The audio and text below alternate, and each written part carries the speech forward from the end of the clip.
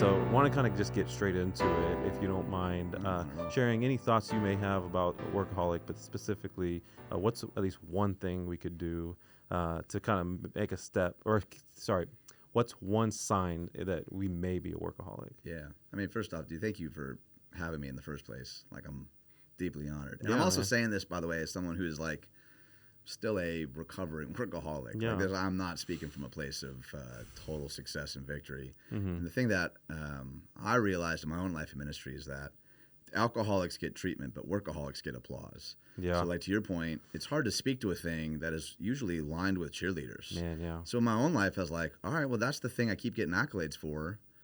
I guess I'll just double down on that. Yeah. And it wasn't until like people that I had kind of allowed behind the curtain to say, hey, man, we love you, and we see that you're doing good work.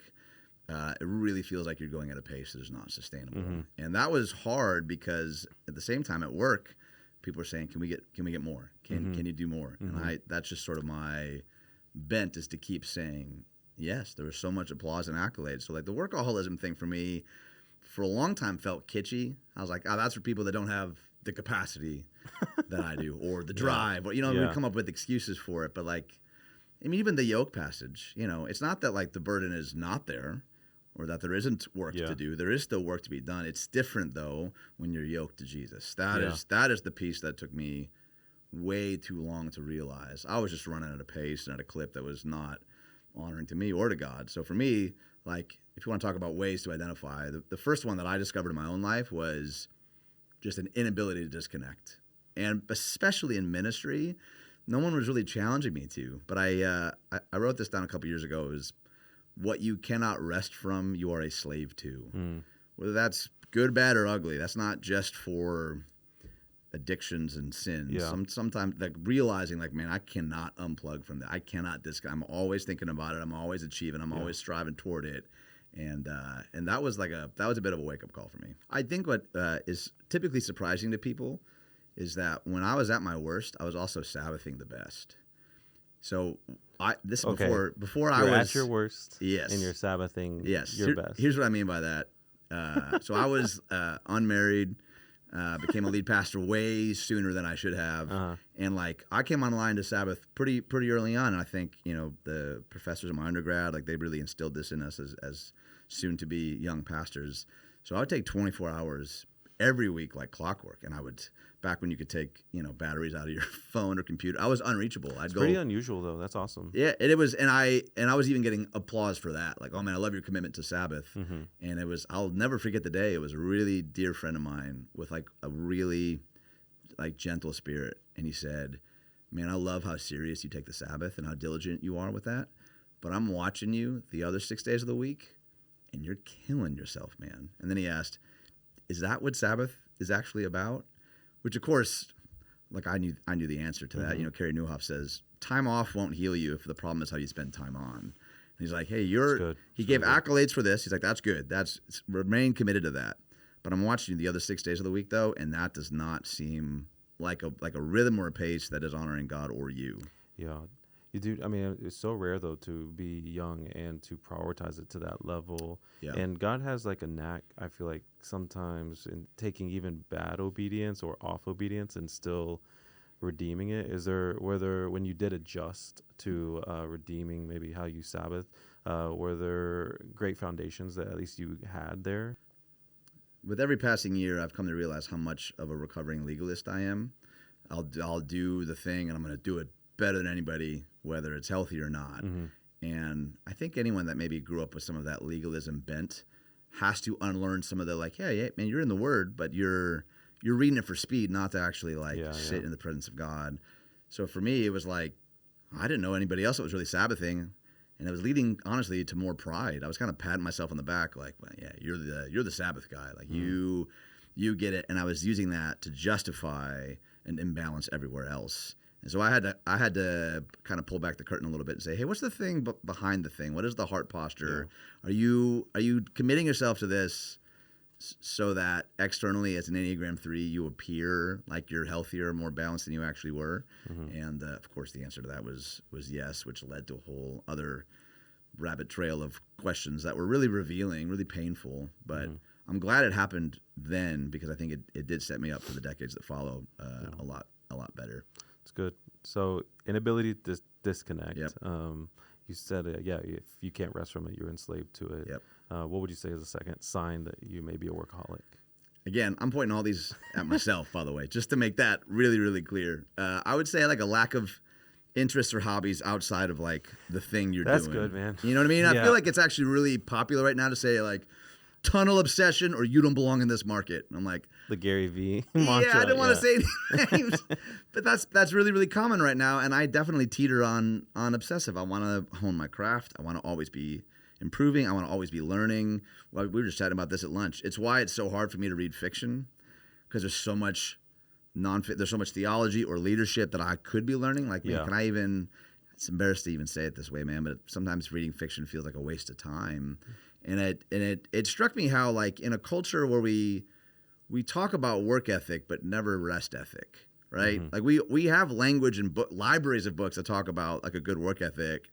I don't see a whole lot of people say, how do you develop like a comprehensive rest ethic, which isn't laziness, isn't passivity, but like what you were saying is yoked to Jesus in a way that is like, man, we're going to work hard, but we're also going to take rest really, important. And you look at the creation narrative, Adam and Eve's first full day was not a day of work, it was a day of rest. Yeah. Which means then if we're made in the image and likeness of God, then is it safe to say that we work from rest, not rest from work? Part of what my buddy was noticing was like, man, you are burning it at both ends for 6 days, collapsing for one, and then just doing it again. I wasn't working from a place of rest, both physically or spiritually. I was chasing all these things because I was like desperately trying to prove my worth and my value. And somewhere early on, man, I bought the lie that I am only the sum of my accomplishments. And that took a long time to unravel, which is why I didn't have time for interests and hobbies, because my value is tied into how productive I'm being and how much I'm producing. And when I actually stared that in the face, it was pretty frightening, to be honest, but it was also really illuminating. It was really freeing. It was like, is that actually true? Because if it's not, then some things need to change. So interesting how COVID was like the forced halt of being a workaholic. Because I don't know about you, but I hit like certain walls where the first week or two you're like, okay, this is gonna go away. Then it doesn't. And I'm like, the quote is like, if God doesn't open a door, He'll open a window. It's like, all right, there's a window. It's like, oh, there's not a window. It's like the first time there's not a window, but there's got to be a window back here. Then it's like how many months it took. Like, we just can't do anything. Nothing that we kept trying to innovate, and you just could not innovate out of COVID the first 6 months. Yes. That birthed a lot of play and a lot of hobbies and a lot of fun. Have you ever heard of, I think his name's Stuart Brown. He has a book called The Art of Play.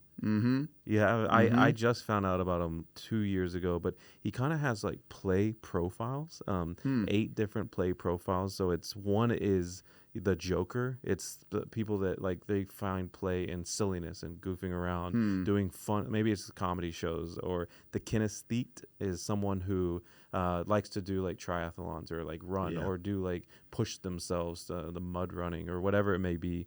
The explorer, of course, like loves travel, loves to see new places, probably connects a little more in nature sometimes. The competitor, I definitely probably lean into that. It's like, I just like good competition. If it's mafia and I'm a citizen, I am going to kill the mafia. Like if I'm mafia, I'm going to kill all the citizens. Like whoever, I just want like me and my wife, same way. We both like competition.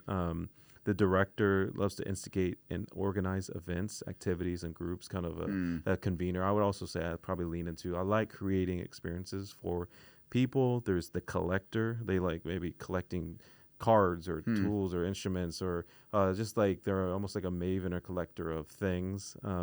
The artist and creator to create physical art. And then the storyteller. But I thought it was really helpful when you talk about we all have a work ethic. We have a lot of content and literature on work ethic, but not as much direction and nuance on play. And that book was like super helpful. Yeah, that makes me think of, I think it was Abraham Heschel, and he said it. He said, those who work with their hands Sabbath with their mind, and those who work with their mind Sabbath with their hands. Yeah. So like my friends who are laborers, man, when they get time away, they're like, man, I just want to watch a movie. I just want to, or for me, I'm like in front of a screen a lot. So when I get time away, I'm like, I just want to go ride my bike. I got to breathe real air. And like both are appropriate based on what it is that we're Sabbathing from. And that just like, that unlocked it for me. I used to think that like anything that looked like spiritual rest needed to feel really spiritual. I should be probably painting a Thomas Kincaid or writing some kind of poetry, or there should be incense. You know what I mean? Yeah. Like when someone said like, playing drums can be rest for you. I was like, that fits, that applies, that qualifies. Yeah. And they're like, yeah, man, does it like stir your affections for Christ? I'm like, yeah. And they're like, have at it. It was like a light bulb moment for me that it didn't have to look like what was necessarily handed to me from before. Do you think that the profile of being the kind of leader that doesn't have hobbies to being the kind of leader that does has changed in the last 10 to 20 years? I think it's changing. I think this probably says more about my algorithms than anything, but it does feel like a lot of what's getting pushed to me right now is obsessive, laser focused. If you love what you do, you'll never work a day in your life. Dude, you're on the wrong algorithm. I think so. It feels like it has me pegged. Yeah. I'm like, yeah, that's right. I should only be reading books on preaching or leading, and everything else is a waste of my time. And I don't know. Honestly, this is a little cliche, but like having kids has disrupted so much of that for me. Yeah, yeah. Like my boys live in wonder in a way that, man, I'll get emotional talking about it. Like the other day, I was walking with my 6-year-old, and we were kind of in a hurry, and he saw a line of ants walking. And he's like, Papa, ants. And I was like, we don't have time for ants, buddy. We gotta. And he like got on the floor and just was like looking at him. Awesome, man. And I felt like I'm so grateful for like the still small voice. Yeah. It was like, hey, watch the ants with your boy. Like that can wait. Yeah. And it was like we had this meaningful connection. But my natural bent, maybe like yours, is 1,000,000 miles a minute, high-fiving along the way. There's almost like a pride even telling other people you're exhausted. Or if someone looks over your shoulder and they see how busy your calendar is, and they go, whoa, there's a little bit of me that's like, you're darn right. Like, yeah, that's ugly to admit, man, but it's I think even like the wordplay in some circles is sort of scoffed at. Like, you're right. Who's got time for that? We're building an empire. Yeah. Like, I think life's too short, man. Yeah, you're right. Play is not that killer mama mentality. Yeah. And then play, which ironically is like playing basketball. Yeah, that's not the way. That's that right. mentality. But you're right. I guess it depends on what algorithm you're on. I guess for me, I do feel like with the rise of emotional health is talked about so much more than ever. And if anything, for the first time this year, maybe some of last year, am I hearing kind of a pushback to all the like slowing down and eliminating hurry, or to hell with hustle. Like, sure. I used to, when I first heard that, I actually felt like the emotional health part of Pete Scazzaro and others, which I do believe this, is that when I learned discipleship felt like it was navigators. It was basically memorization. It was going through a book together. And that is really powerful. If anything, I think this biblically illiterate generation's kind of lost that. Yeah. However, I do think the missing part of discipleship when I was growing up was, yes, we might go through a book together, or I might know these verses, but I've not seen it lived out. And I want to follow you. I want to like join your world. And that was the most powerful moments for me with older leaders, was getting to join them, see it, the whole discipleship being caught more than taught. However, I still think that was only the second part, and the third part now in my 30s I'm realizing is the emotional health part. Is you might have like the mind of Christ and the word, if you will. You might even have the hands and feet of Christ, but do you like have the heart of him through emotional health? That's wise, man. I think that if we refer back to the workaholic alcoholic thing, I don't think there's a one size fits all. Like I have buddies who are recovering alcoholics who will say, hey, I don't think I can go inside that bar. And I'd say, I agree. For you, that is not wise. For other people, like, hey, I'm going to go grab a beer next week. Like, yeah, I think that's more than okay for you. I think part of the pushback to some of to hell with the hustle, ruthless elimination, maybe is an assumption that these are like blanket principles that apply to everyone in every capacity. There's certainly a seasonality too. Like when I was doing grad school, part of my commitment to my family was, I don't want to work on this while you guys are conscious. I know the time of my family is so precious, so I would wait till everyone was asleep, and then I would study and write till I passed out for as long as I could. That's not a sustainable rhythm. I was like, hey, for a couple of years, my commitment to my family, but I also feel like committed to this program, like led me to make some certain choices. I think the problem often in Christendom is we use seasonality language for stuff that's just become a life. At what point is it like, hey, you've been saying busy season for 12 years. I think maybe that's just your life now, you know? And I've had a hard time navigating some of that. It took my sister calling me out once. She's like, you say every week is a busy week. And I was like, I do. You're totally right. And I had to adjust some things. Dude, seasonality is I've never heard that word in my life, but that is so, as soon as you said it, I'm like, that is so true. Like, I've heard John Mark Comer, ironically, quoting the other stuff, but he said, he was talking to preachers, actually. It was a young group of preachers, and he said, I found as I've gotten older that one of the greatest signs of a mature preacher, not just some new young preacher, is the ability to live within the nuance. And I feel like the seasonality is when you can build a decently big platform through just like crushing some side, especially politically these days, or the church. You could be like, and these can all be like right things, but you then, if you could live in the nuance of like, no, but there's reasons this is here, and there's some good here, and there's redemptive here. It's rarely like all this direction. Totally. But seasonality, like even as someone who's plugged into a church right now, helping with a church plant, but not on staff really. I've definitely gone through seasons as a nonprofit leader, and I feel like a lot of nonprofit leaders or marketplace leaders know this dance with the church where there's seasons where it's like, I'm called to be all in, and then there's seasons when it's like, yeah, the last church I was all in, and it's not like I got burned, there's no church hurt, I just moved here, and I just can tell for like a season, I need a season that I'm getting poured into, because for the last 3 years, my family, or me and my wife, all we've known is all in 6 a.m. to 3 p.m. And it'd be easy to be like, oh no, as marketplace leaders or nonprofit leaders, I need a place that pours into me. I'm always pouring out. And I think it's per season. It's hard. You got to know and discern God's voice on that. But seasonality is powerful. You use the word dance. I think that's spot on. I think about music. When I was first learning drums, my dad had a drum set. I had sticks. I did lack one important element, and that was rhythm. So I would just like, go nuts on the drums as a way to like process my anger. I had a bit of an anger problem. And my dad's buddy came over, and he's a renowned percussionist. He's like, "Can I go help your son?" So he like came in the basement and showed me, kind of where to put my hands. And then I'll never forget it. I was like 12 years old. He said, in both music and life, the difference between music and noise is rest. And so it's less about balance. In my mind, so much of my life was lived in balance. Like, how do I balance everything? And I just had this image of like plates balancing all the time. He's like, no, it's way more about rhythm than balance. And so a song knows like, hey, now's the time for a fill. Go nuts. If you have a fill the entire song, that's just a wall of noise. Like no one's calling that a beautiful composition.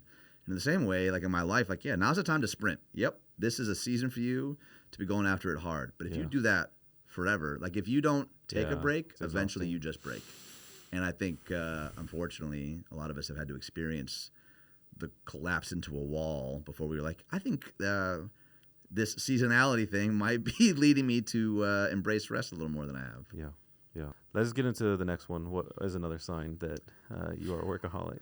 This is. I love that you laugh before you say everyone. Just because I know that it's me. Like I'm telling on myself, man. It was sleep deprivation is what I wrote. I think sleep deprivation.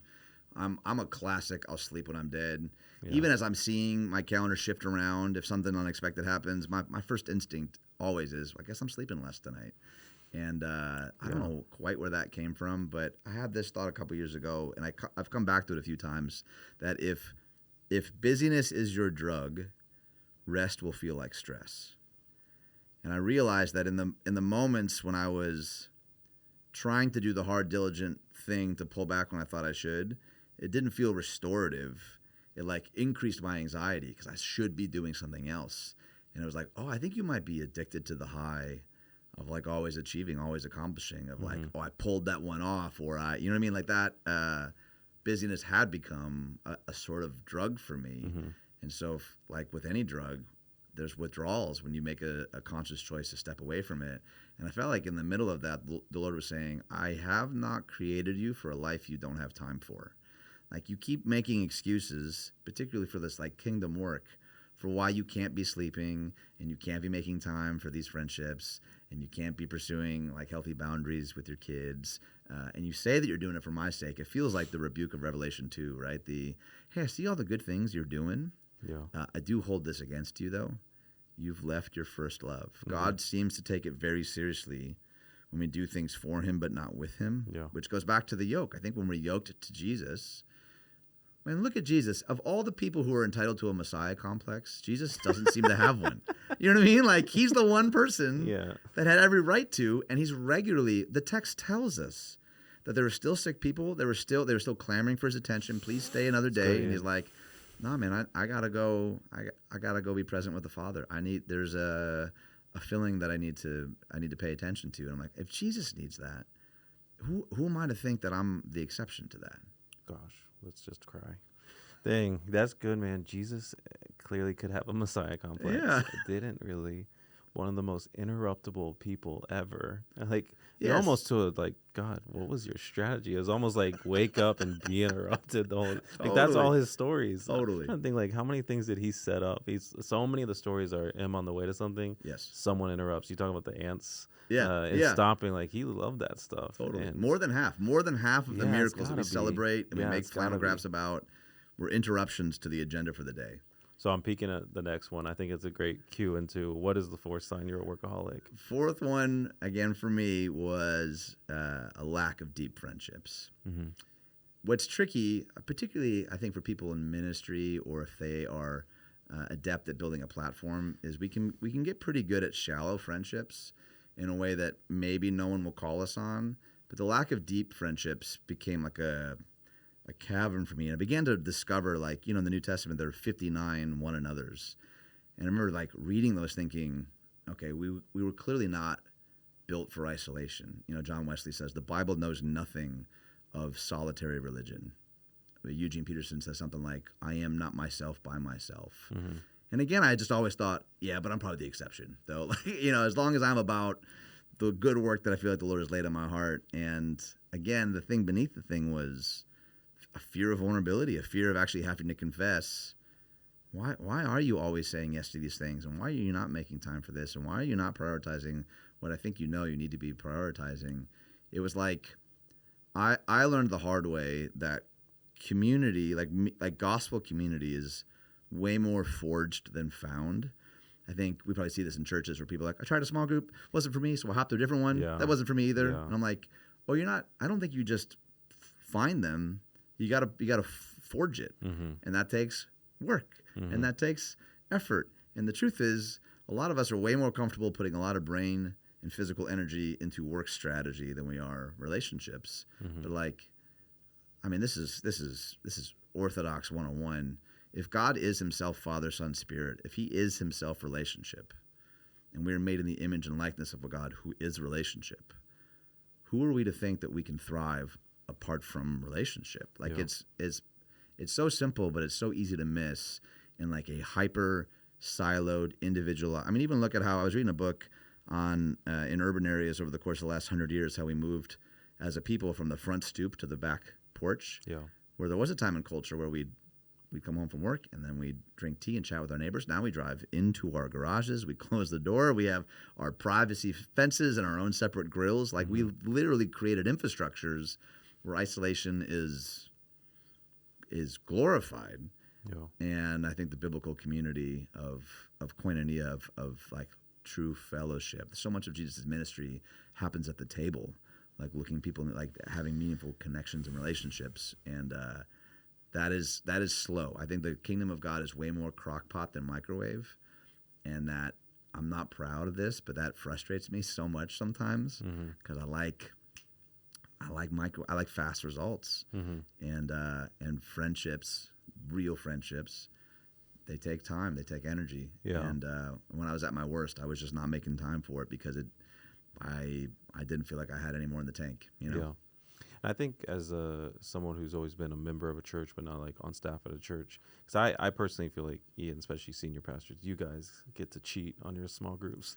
And I don't know, you tell me if this is true, but most senior pastors are like, you guys got to be in a small group. And then we get put like the most random group, and it's like, I hope y'all get along, and we'll forage, dude. I will do that, but I bet you're in a small group with people you strategically chose, and so they are. Now I get you can't. It's really hard to strategically do that for like hundreds, thousands potentially of people, but I get the desire to be with a couple people you just know, because and so what I've started doing, I wish if I could have gone back my early 20s, is you do gotta, sometimes you walk into a small group, and just like on a first date, especially a blind date, you and the other person sometimes know within about 5 minutes.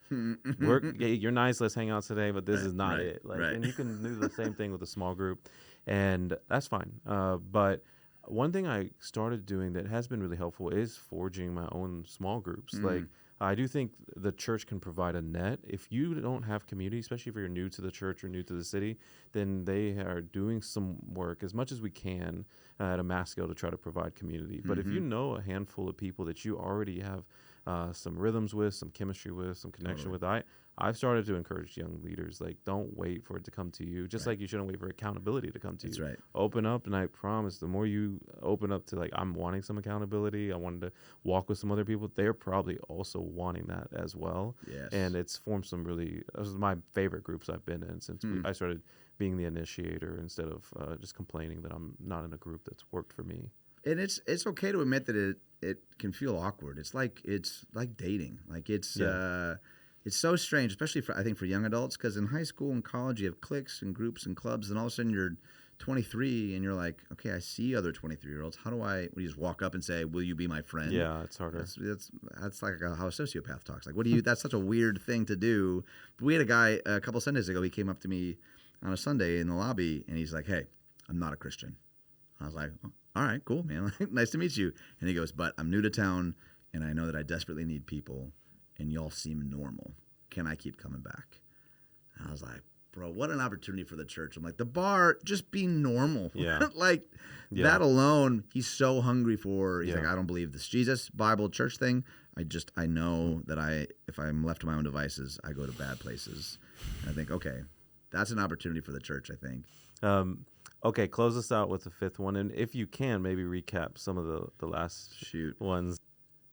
Again, just to remind everybody, I'm saying this to myself first and foremost. If it's always the first and last thing that you're doing, like, we had to set some real parameters in my own house. People ask a lot about tech, by the way, and people ask me like, "Hey, is the smartphone good or bad?" And I'll say, I don't think it's either, but it's not neutral.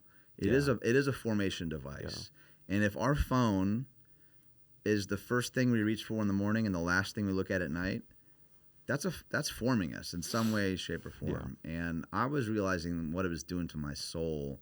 If I'm not even out of bed and I'm already answering emails, again, the workaholism thing, like, I'm getting applause, like, boy, you were on it, or way to go, or, but I'm like, man, I haven't even had a glass of water yet. And I think if it's the first or last thing that you're always doing, you have to have an honest conversation about, is this forming me in the ways that look more Christ-like? Like, it's a little cliche, but I think the aim for the Christ follower isn't just to do loving things, but to become a people of love. And I am not my most loving self when I'm sleep deprived, when I'm always distracted, always looking at my phone. Like, we have a saying in our church, scripture before screens. And that's not, I'm not prescribing how many chapters or in what translation, but, like, man, if we could just commit to scripture before screens every day over the course of 50 years, like, I think of Eugene Peterson's A Long Obedience in the Same Direction. Yeah. Like, you may not see radical transformation tomorrow, but that kind of commitment over the long haul, to me, I think is so understated. And I think even, like, my boys are little right now, so I have, like, a liturgy that when I pull up home, I power my phone off until they're asleep.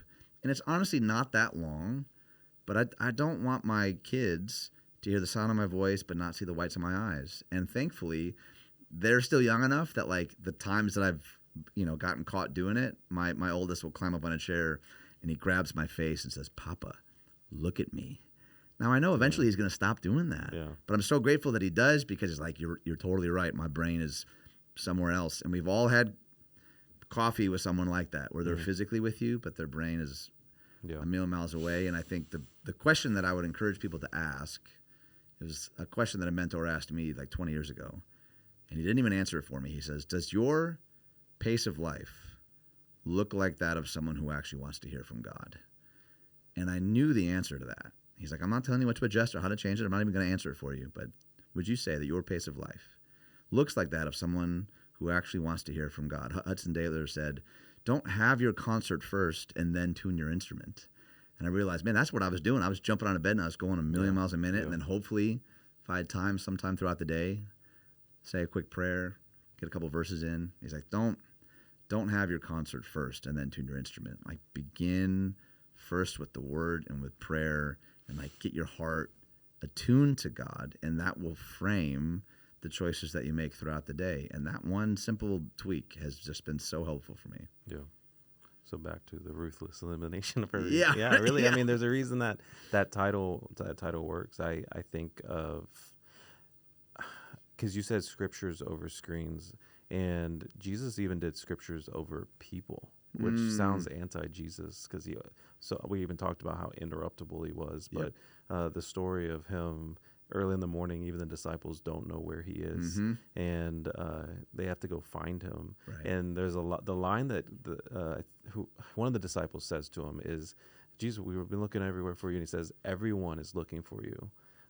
Is a powerful line. Everyone is looking for you. Wow. Who wouldn't want to, especially in this generation of going to check online to see really how much people are liking what I'm saying or looking for me. And even the fact that we announce that we're going to take 24 hours off social media as if everyone is looking for you. They're not. Like, you could take 2 weeks. I promise you people won't notice. But Jesus, the true Messiah, had the right to have a Messiah complex.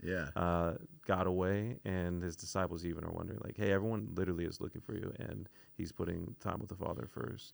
Bro, that's such a good word, man. I think the quality of our rest is tied to the quantity of our trust. It really does. I think if the God of the universe rested at the creation of the world and it didn't all fall apart, is it possible that you can take a step away and that's not all going to fall apart? And I remember talking about this early in my preaching. We were talking about rest, and I had a guy come up to me afterwards, and he said, it's nice that Jesus had that kind of free time, but I have a company to run.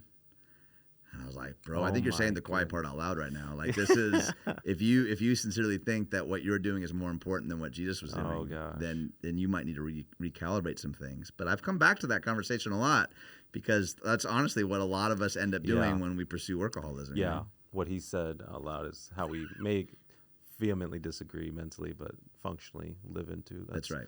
It's good. Any final word before you go? Any encouragement to anyone who's like, dang, you got me with every one of those? Bro, I would just say there's hope, man. Yeah, if somebody's listening and they're like, all of those are where I'm at right now, like all of those were where I was at some point. And it can feel like sometimes the light bulb moment can almost feel more crushing, because you're like realizing how deep in it you are. There's hope, man. And there are so many other people that I think are fighting the same battles. And it is worth the effort. It is worth the prayer. It is worth the courage to say no when you need to, because, man, we can't give what we don't have.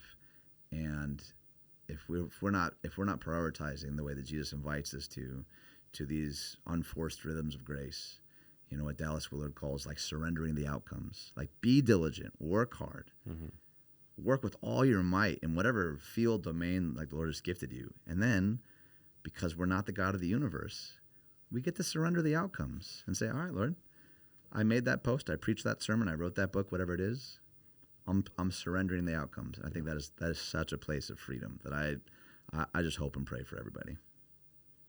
Thank you, man. Thanks for joining us, Ian. Thanks, brother.